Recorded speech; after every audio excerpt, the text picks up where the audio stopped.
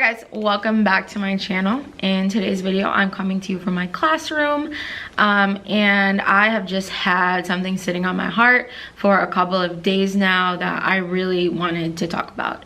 So I am a 5th grade teacher. If you are here from Teachergram, you know that. If you're in my personal life, you know that. If you just recently subscribed to me, you probably don't know that. And I am really feeling affected by this Daunte Wright situation.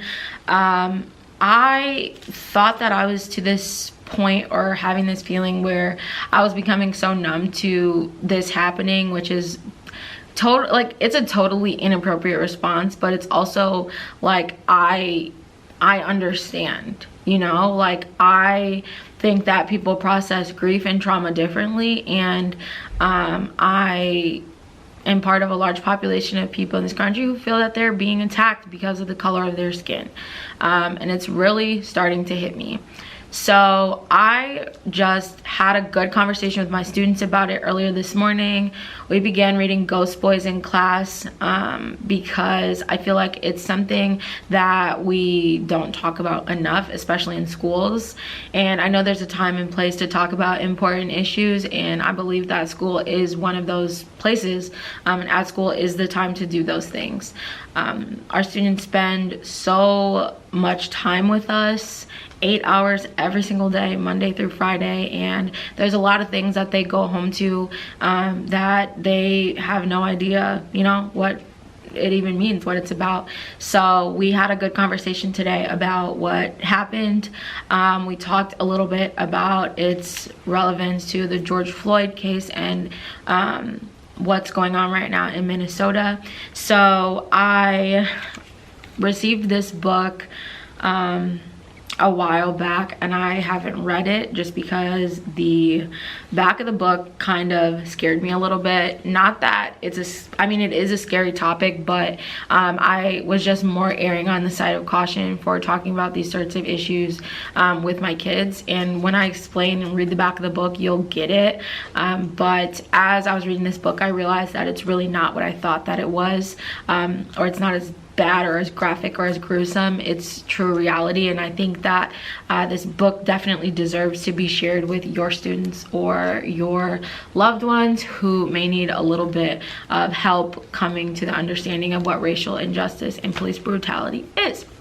So the back of the book just says, Emma and Josh heard that something happened in our town. A black man was shot by the police. Why did the police shoot the man? Can police go to jail? Something happened in our town follows 2 families, one white, one black, as they discuss a police shooting of a black man in their community. The story aims to answer children's questions about such traumatic events and to help children identify and counter racial injustice in their own lives. This also includes an extensive note to parents and caregivers with guidelines for discussing race and racism with children, child-friendly definitions, and sample dialogues. So I am going to read this. You can find more information about the Daunte Wright case and ways that you can support his family in the description box below.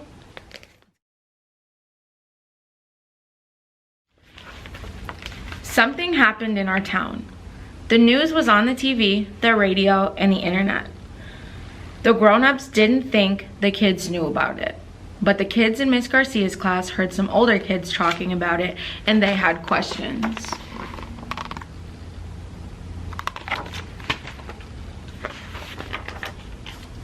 After school, Emma asked her mother, "Why did the police shoot that man?"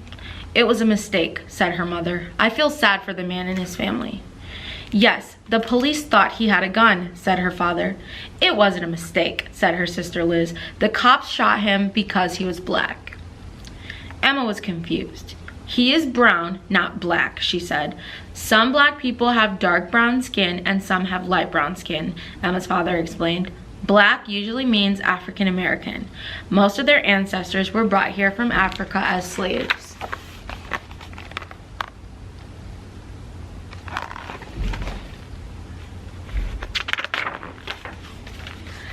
"I know what a slave is," said Emma. "That's when you have to do whatever the other person says." "Yes, slaves had to do whatever white people told them to do, even after slavery ended."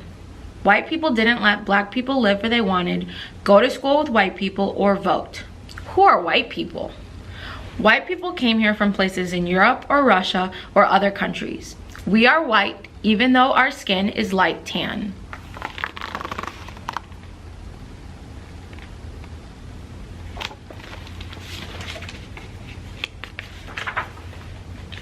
Did our family do those bad things a long time ago? Asked Emma. Yes, answered her mother. Back then, many white people thought they were better than black people, even though it wasn't true. Liz added, some white people still think most black men and boys are dangerous, even though they're not. Was the man that got shot dangerous? Asked Emma. No, her mother said. Shooting him was a mistake. It was a mistake that is part of a pattern. Like the pattern on my blanket? Emma asked. Yes, but this pattern is being nice to white people and mean to black people. It's an unfair pattern.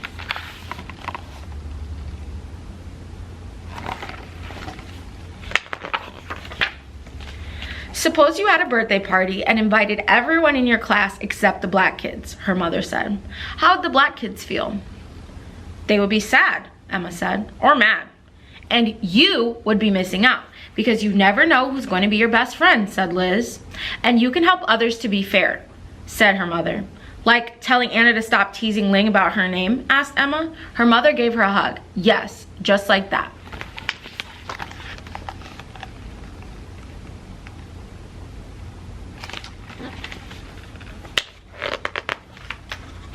In another house, Josh asked his mother, can police go to jail? Yes, said his mother. Why do you ask? That white policeman who shot the black man, said Josh. Will he go to jail? What he did was wrong, said his mother.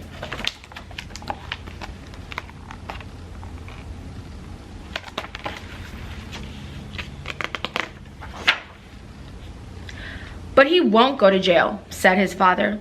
Why not? Asked Josh. Cops stick up for each other, said Josh's brother Malcolm, and they don't like black men. Josh was confused. Why not? Some police are black. You're right, said his mother. Uncle James is a police officer, and so is my friend Kenya. There are many cops, black and white, who make good choices, said his father, but we can't always count on them to do what's right.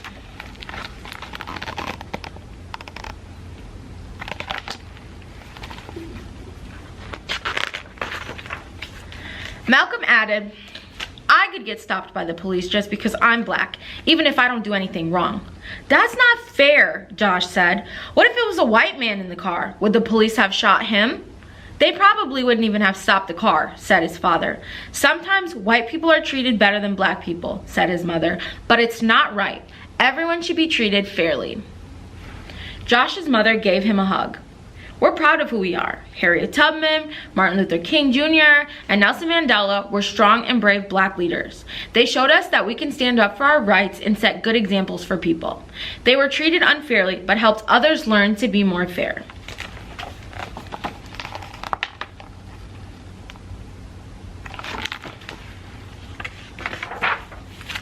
Some people haven't learned yet, said his father angrily. Why are you mad? Asked Josh. I'm mad that we're still treated poorly sometimes, but I can use my anger to make things better, said his father. Black people have a lot of power if we work together to make changes.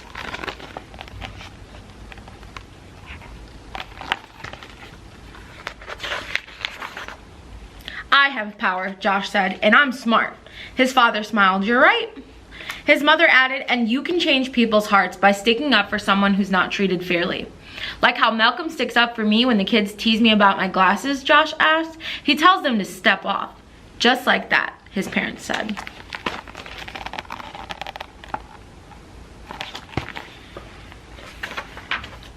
The next day, a new kid joined Emma in Josh's class. His name was Ahmad, and he was from a country far away.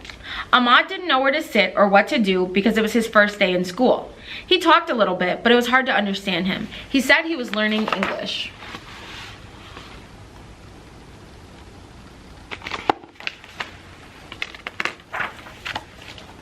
After lunch, the class went outside to play soccer. Daniel and Sophia picked kids to be on their teams. All the kids were picked to be on the team except Ahmad. Daniel said Ahmad probably didn't know how to play because he was new. Sophia said Ahmad might not be good at soccer. Josh remembered what his mother said about sticking up for people who are treated unfairly. Emma remembered what her mother said about unfair patterns and birthday parties.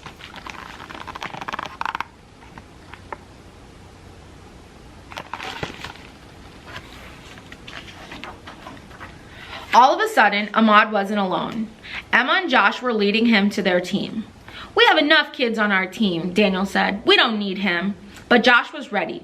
"Step off," he said. "He's playing." "Yeah," said Emma. "We don't want him to miss out."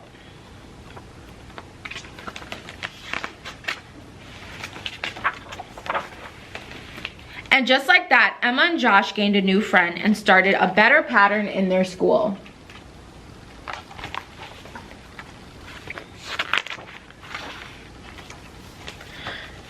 So the end of this book actually has a note to parents and caregivers, and it talks more about racial injustice and countering racism and racial injustice within children, how to address racial bias with children, vocabulary words with child-friendly definitions, and sample dialogue, both for African American families and those who are not African American families. So this was something that happened in our town.